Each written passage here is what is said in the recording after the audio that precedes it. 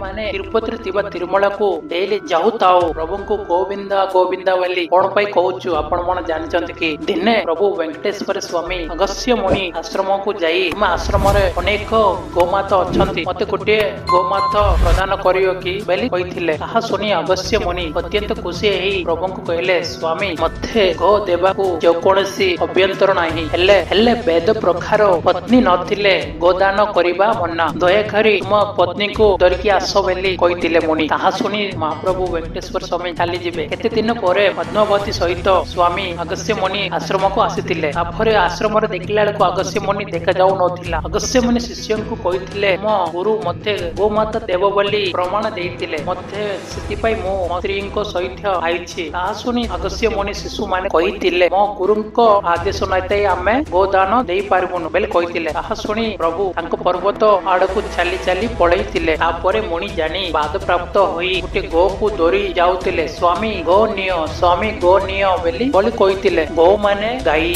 विंदा माने नियो बेली तार अर्थ सेति पई एही कालरो आदि पर्यंत गोविंदा गोविंदा बोली समस्त कहउचंती दर्शक बंधु माने गोविंदा गोविंदा बेली कमेंट कर दियंतु और सब्सक्राइब कर दियंतु।